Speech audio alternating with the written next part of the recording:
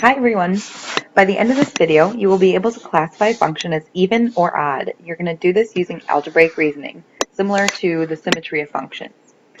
Before we can apply this algebraic reasoning, let's talk about what it means to be an even or odd function. An even function is a function that is symmetrical,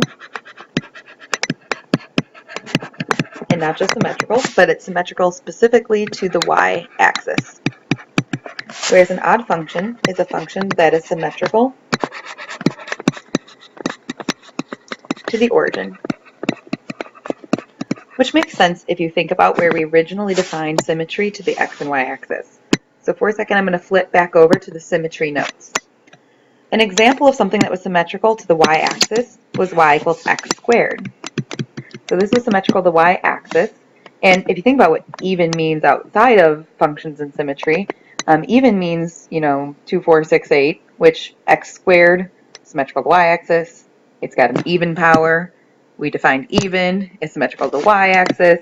So you can kind of see these connections being made here. Now the reason we can't just be like, oh, if it's an even power, it's symmetrical to the y-axis, is because there's some functions that sometimes we don't know what its exponent is. We don't know if the exponent is even or odd. So something like, what do we do about one of these? Or even in more complicated cases, what do I do about something like this or like that? So we have to come up with an algebraic way to determine whether these functions are even or odd. Just to reinforce what I just said, this is an example of an odd exponent. The odd exponent was symmetrical to the origin. So at the very minimum, the graphs of like a x squared and the graphs of an x cubed should be a hint to you of, oh yeah, well how did I determine even or odd? Oh yeah, x squared is like an even, it's symmetrical to the y-axis, x cubed is like an odd, it's symmetrical to the origin. So that's a good way to remember it, even if you can't just look at the exponent to determine even or odd. Okay, what you can do is figure out, is this function symmetrical to the y-axis or is it symmetrical to the origin, similarly to what we did in the other video. Now, the reason I'm not able to use the x-axis symmetry is because x-axis graphs are not functions. So if I'm asking if it's an even or odd function, it's not possible that it's symmetric to the x-axis. So remember to test for the y-axis symmetry. For one y value, you could have the positive x or the negative x to give you that y value. So our general rule was f of negative x has to equal f of x to be symmetrical to the y-axis. So if I plug in negative x to this function, I should get the same function I started with.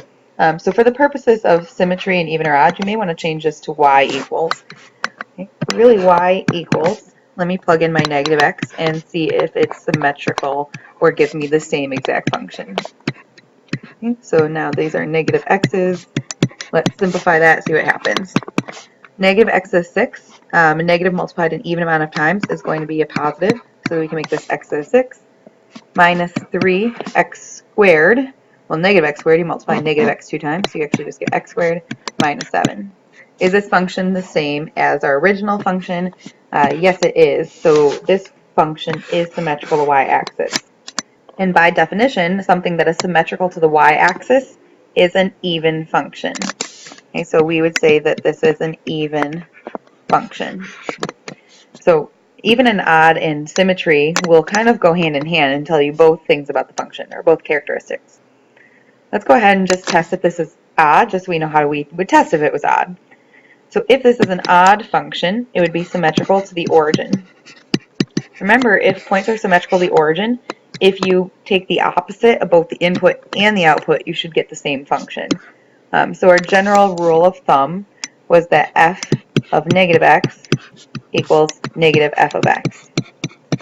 Okay, so this is my opposite of my input and the opposite of my output. So this is kind of like negative y, remember we talked about. So if I both plug in negative x and negative y, I should get the original function. And that's kind of why I made this a y here. It's easier to plug in negative y if I see a y to start with. Okay, so I plugged in negative y. Let me go ahead and plug in negative x. Everywhere I see my old x, I will replace it with negative x. And simplify that out and see if we get the same thing. So I have negative y. We already simplified this as 5x to the 6 minus 3x squared minus 7.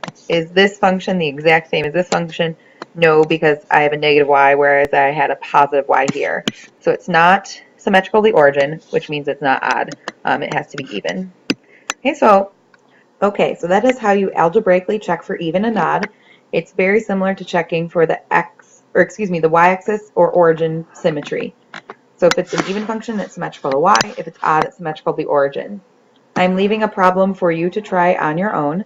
Please come to class with any questions. Have a good night.